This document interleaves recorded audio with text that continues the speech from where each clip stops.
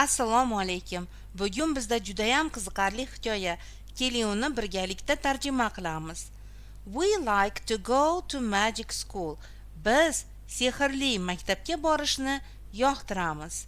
There are many interesting things. U yerda ko'pgina qiziqarli narsalar bor. Such as flowers, ya'ni masalan gullar, magic trees, ya'ni sehrli daraxtlar, and butterflies va kapalilar. But we also come here to listen to Uncle Ben's story. Lekin biz also degani yana shu yerga Uncle Ben, ya'ni Ben amakini hikoyalarini eshitish uchun kelamiz. Uncle Ben likes children too. Ya'ni Ben amaki too degani ham. Ben amaki ham bolalarni yoqtiradi. He reads the best stories.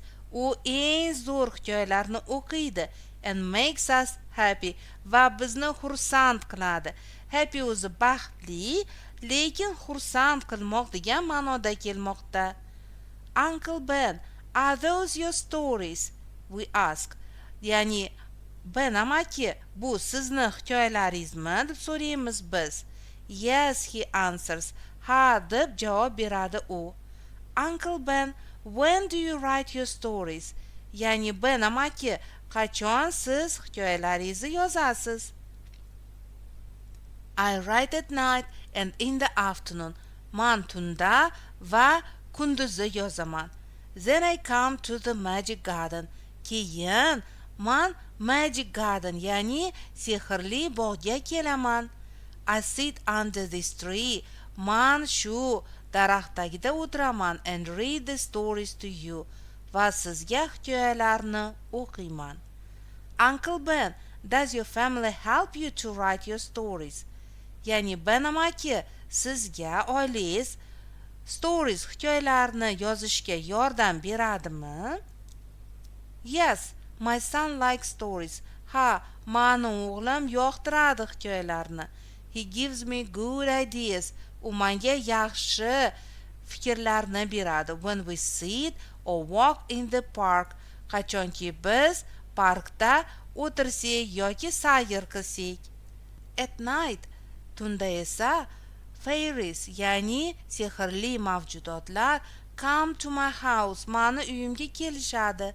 They read my stories, ular mani hikoyalarimni o'qishadi and tell me what else to add. Va to add degani qo'shmoq, what else, yana nima qo'shish kerakligini ular menga tell, aytishadi.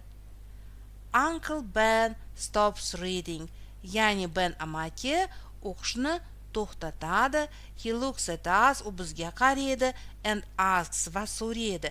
Do you want to write stories too? Siz ham hikoyalarni yozishni xohlaysizmi? To degani ham edi. We all answer yes. Biz hammamiz ha deb javob beramiz. If you want to write stories, agarda siz hikoyalarni yozishni istasangiz, you must read many books. Siz ko'pgina kitoblarni o'qishingiz kerak. He says, deydi u. There are many great things. Judayam ko'p, ajoyib, zo'r narsalar in the world, bu dunyoda. Write about forests. Forest degani o'rmon. O'rmonlar haqida. Animals, hayvonlar. Magic planets, sehrli sayyoralar haqida. Write, yozing, deydi amaki Ben. Mana shunaqa hikoya bolalar. Hozircha xayr.